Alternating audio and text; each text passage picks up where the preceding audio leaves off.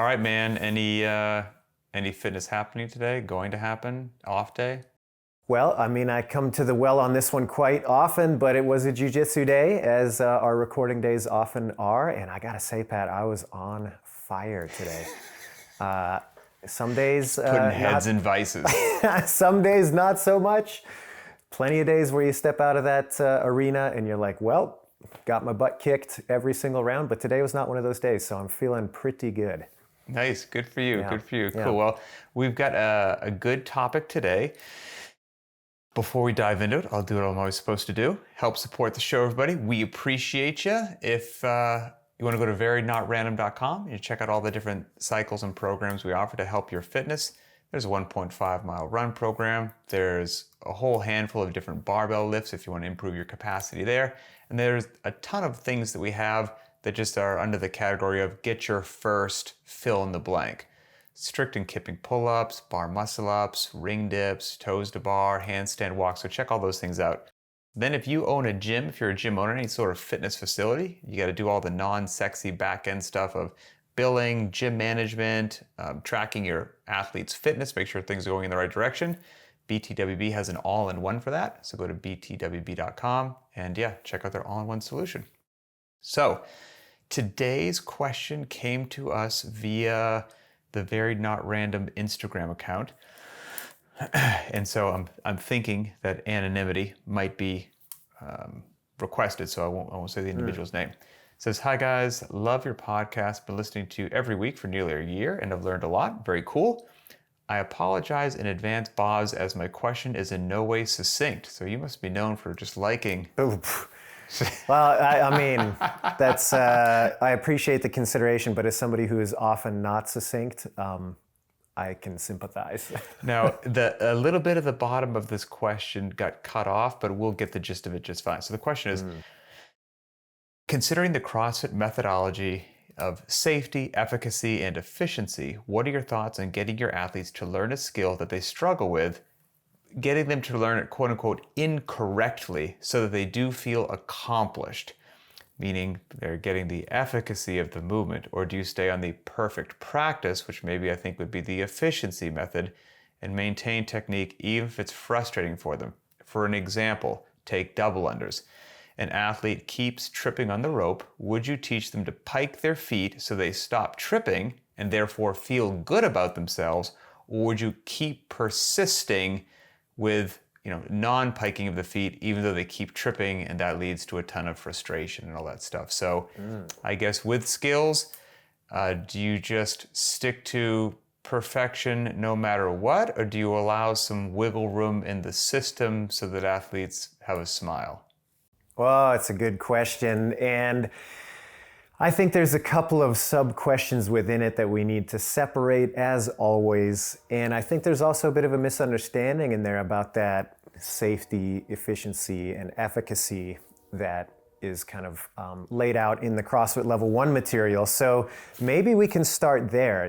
That's something that is brought up all the time when we talk about technique and how to push technique and how to balance technique with intensity. These things can seem like they're at odds, but they're actually helpful to one another once you get past a certain level of the beginner stage. You need to push the intensity to continue to refine your technique under more intense conditions. Anyway, that being said, safety, efficacy, and efficiency are kind of the three things that back in the day, Greg used to talk about needing to be balanced if you're looking at a program. So the far end of that example was if you had a program that you could guarantee was 100% safe for all of the participants that ever came through and did it, we're talking no sprained ankles, no calluses ripping, no bad physical outcome whatsoever. You're also likely looking at a program that doesn't do anything. The efficacy of it is pretty poor. And whatever it does do, it's going to take you a very long time because it just doesn't have enough intensity behind it for any of those other two things to manifest.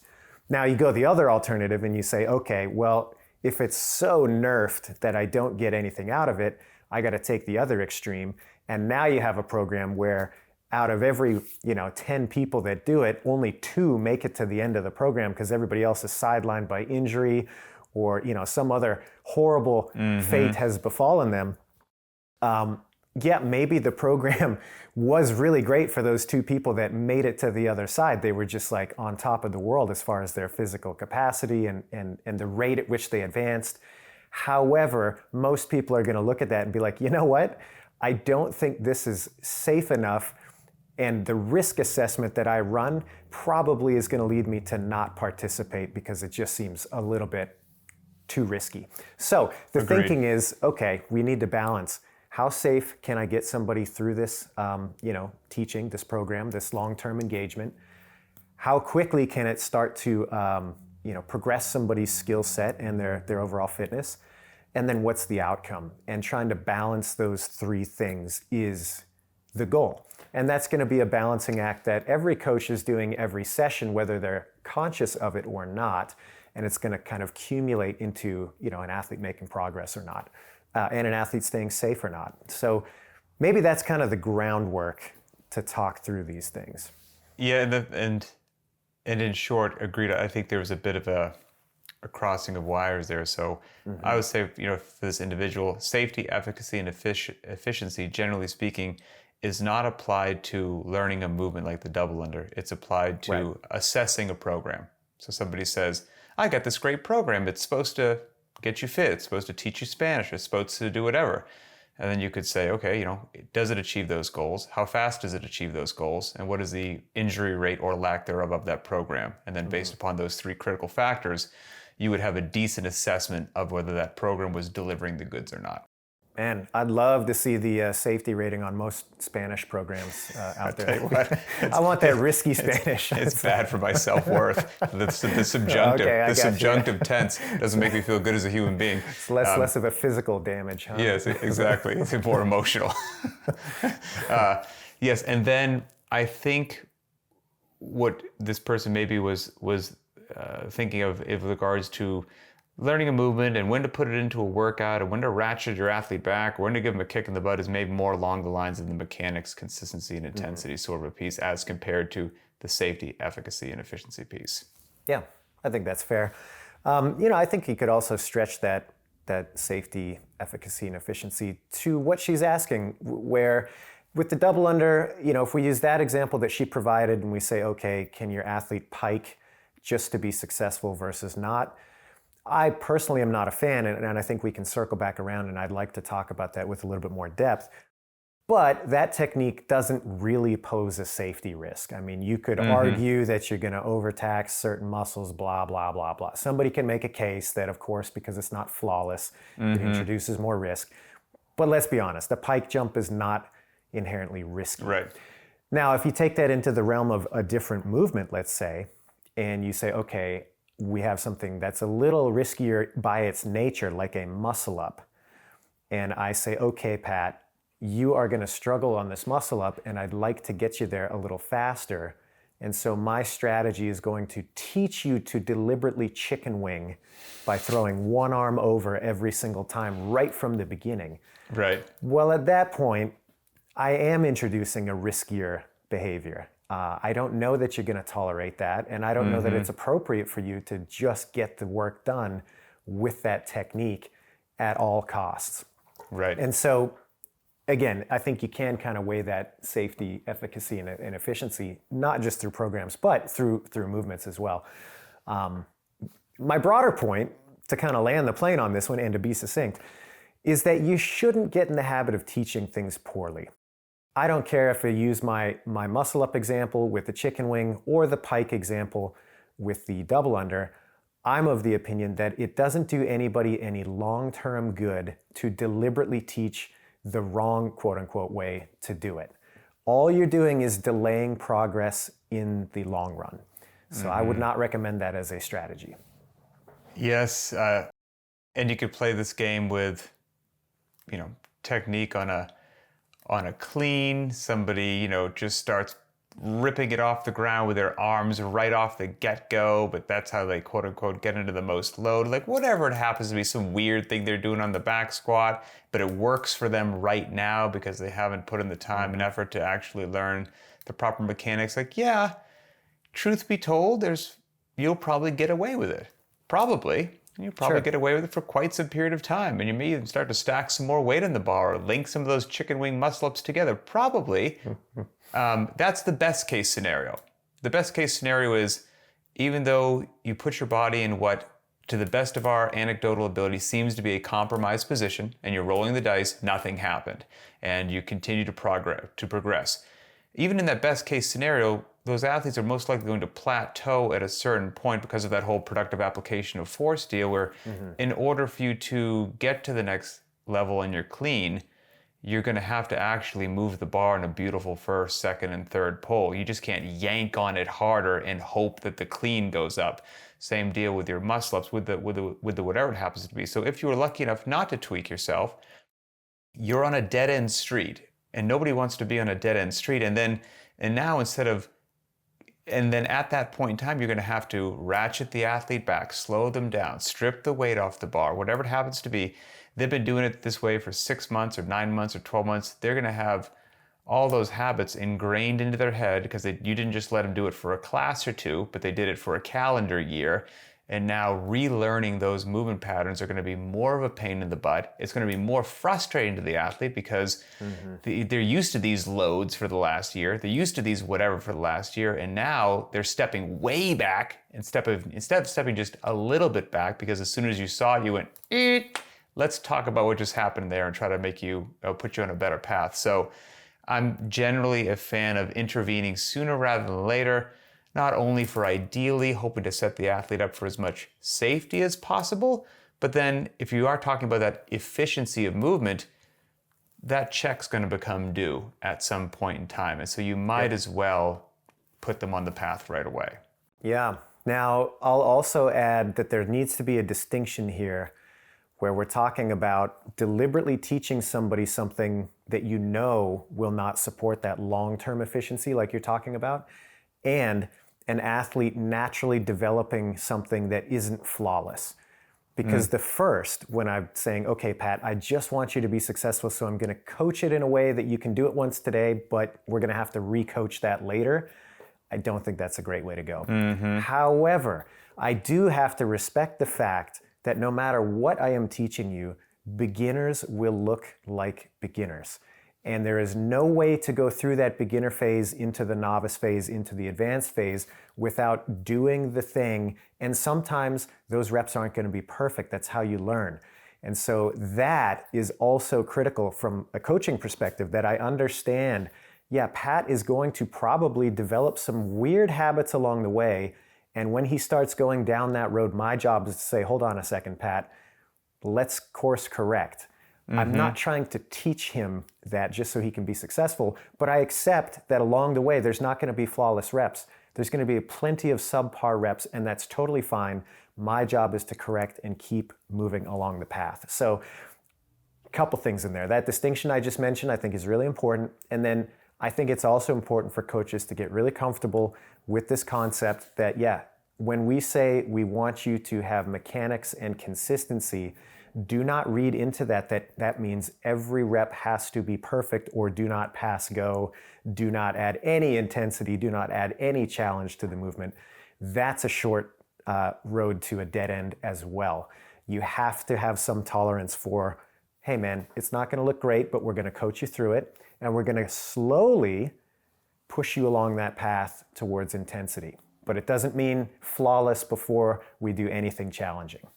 That was actually one of the things I always really liked, when Greg would talk. Because Greg obviously wasn't afraid to just shoot you straight, and it was exactly that. Like, you're living in a fantasy world. If you think beginners aren't going to look like beginners, intermediate won't look like intermediate, and advanced won't look like advanced. And on occasion, everybody will look a bit sloppy, because if you add enough load or enough fatigue or enough speed, you're going to have that entropy in the system. Like, there's just no way around it. Can I add something that I think is also missed? Even with the exposure to the best information possible, Without the physical act of going through that beginner, intermediate, and advanced stage, you will not get to that end state. And so that, I think, is another mistake that sometimes newer coaches, I believe, make, where they're like, well, if I can just impart the perfect phrase to my athlete, they can skip that beginner phase. It doesn't work that way. I'm sorry, it is not possible for somebody to not have to do the physical work to progress. Yes, you can accelerate that by good coaching. Yes, maybe there's going to be some people that come to the table with a little bit more aptitude towards certain movements, or the ability to learn, or previous experience that kind of sets them ahead just a little bit than your average beginner. Sure, that's true too. But at the end of the day, you cannot skip the steps. And so don't stifle anybody's progress by making sure that they have to be absolutely flawless before they can move forward, or believing that until they can get started, they have to have all of these other pieces of information, or they just can't, begin. Both of those are not going to be helpful. Yes, and I don't have any scientific data for this, but it's just all decades of anecdotal experience, both in working out and in other domains. That those little speed wobbles that we used to talk about, like, there's a lot of wonderful learning and adaptation that seems to take place, not when you're just totally in your little safe, flawless zone, because the load's so light, you're going so slow, and it's so easy. Well, if it's easy, you're not stressing the system. Like, just like everything else of strength and conditioning, like, you stress the system learns, hopefully it gets better at that expanded boundary, and that becomes a new gain, a new ground, new real estate you've gained. And then you occupy that real estate, and then you get the speed wobbles again, you press it out a little bit, and it takes a while, but you get comfortable there. And that is how it, from loading on the bar to the complexity level of the movement to the pace that the athlete is moving, and all of those things by themselves in isolation and working together. I'm doing a complicated movement like a squat clean at a decent loading, and I'm trying to do it quickly. There's a lot of variables there. You're most likely going to see an error pop up. That makes sense.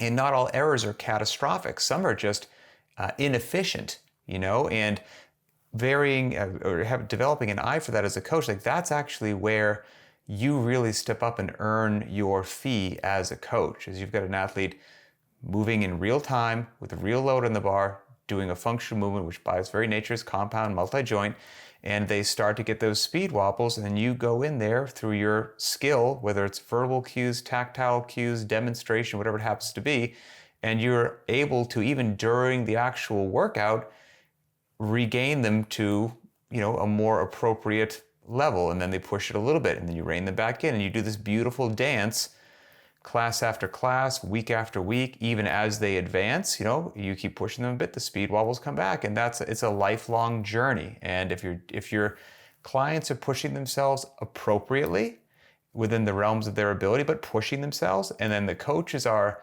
pushing the athletes and then giving them wonderful feedback to keep them in that beautiful strike zone of the speed wobbles, you're going to have, in my mind, some really good results at your program. And if you never get the speed wobbles, you probably have some fit, fast, and strong athletes there, but they're leaving something on the table.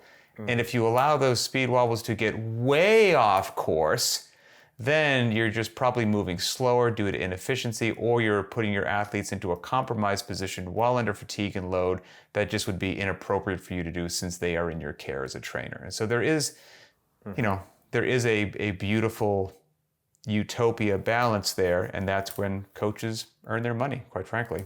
Yeah, yep. And I think the easy thing to forget too, I've been thinking about this idea of automated processes. So if you take somebody like yourself and you say, okay, Pat, I want you to do a power clean. You've been doing power cleans for so many years and so many reps now that, yes, you'll have some conscious things that you want to be thinking about to improve your lift based on what you could be better at. But by and large, that process is almost automatic because you've done it so many times. And this is why you have some athletes that are phenomenal athletes, but when you have them stop and try to articulate to somebody else why they are good at what they are doing, i.e. coaching, they're terrible coaches because so much of what they're doing is so automated at that point that it's not conscious that I'm going to extend with push through my heels first, and then once the bar is past my knee, I'm going to shrug, and on and on and on and on. They've internalized that. Now, the only way to internalize that is through a lifetime of doing. It doesn't happen any other way. So I really just want to bolster that point of, hey, you know what? You've got to allow people to go through that process. Now, you're going to shepherd them along the way. All the things that you just talked about are absolutely, great points. But you got to make sure that the coach is comfortable going down that road, and not stifling their athlete in one of those two paths that we just talked about. Not let them get off the rails by just throwing whatever technique happens to be top of mind into the mix and hoping for the best. But at the same time, not taking an approach that's either so intellectual that they don't actually get to practice, or so nerfed that they don't get to practice without really strict guidelines on, because sooner or later those guidelines have to come off, and you're not doing anybody any favors if you just instill these really hard boundaries and don't ever allow them to exist outside of them. Yep. Day by day, we're chasing progress. Perfection might not be unobtainable, but we're just chasing progress every time. So just sustainable, forward-moving progress. And yeah, short answer, I wouldn't let your athletes get away with what seems to be a bit of a harmless shortcut for the time being, because eventually that's just a problem you're going to have to fix down the road. You might as well fix it now. Fix it early and start hammering in good reps, instead of getting muscle memory of bad reps that later you need to try to undo. That's just more work than you need to, so don't make more work for you or more work for your athlete. And the athletes, again, this might be a whole another show for a later time, but your athletes are paying for you to get them fit, they're paying for the community, they're paying for coaching and all that stuff, but they're also paying for you to tell them the truth. And if they're not moving properly, you don't want to just have them have a smile on their face by wrapping them up in a comfortable lie and telling them that it's okay if it's not okay. They will eventually respect you as that coach to know that when you do say it's good, that actually has real meaning, because you just don't throw that word out willy-nilly, just make sure everyone leaves with a smile. Like, you're somebody who tells the truth and you deliver results and your word means something. And I think that's probably a community that more people would want to be a part of. That's a great point on integrity, because if you were to teach somebody that, hey, just do this to get one today, now you've put yourself in the position a week from now, a month from now, at some point, where you're going to have to answer to that same individual, why did you teach it to me this way knowing that it was incorrect? And now you're trying to get me to do it this other way. It's like, that's going to be a tough conversation that you've just put on your future self. Right. For no reason, really. And so, yeah, I think that's a really excellent point, Pat. It's like, hey, just tell that truth from the beginning and work through it and understand that the process is going to be what it is. Cool. Well, I think that's what we got there on safety, efficacy, efficiency, and mechanics, consistency, intensity, and just trying to get people on a good path. Yeah, absolutely. Beginners look like beginners, and after 20 years, every now and then I still look like a beginner. For sure. You know what? I got one more thought, Pat. Yeah.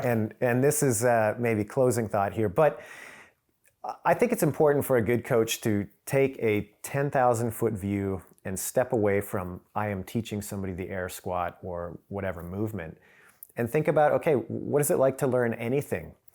And I think this is true for whether you want to learn to be more financially responsible, you want to learn how to cook a great dinner, you want to learn how to do a power clean, etc.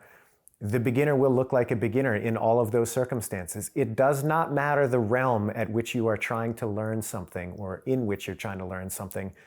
You have to go through that beginner stage to gain any real level of skill in anything. And so I guess my point is to say that it's important for coaches to think that coaching exists beyond just the bubble of the movement selection that you're trying to do within the confines of a CrossFit affiliate. Think about how people learn. Think about how you learn.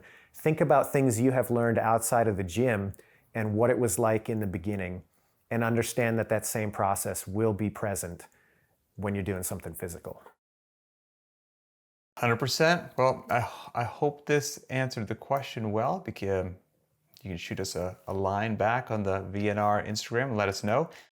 You can find this show on the btwb YouTube channel. Post your thoughts on this topic. If you've got an idea for a future show or something else, throw it up there. We read all those things. If you want to be more anonymous, you can go to the Very Not Random Instagram account, send a direct message.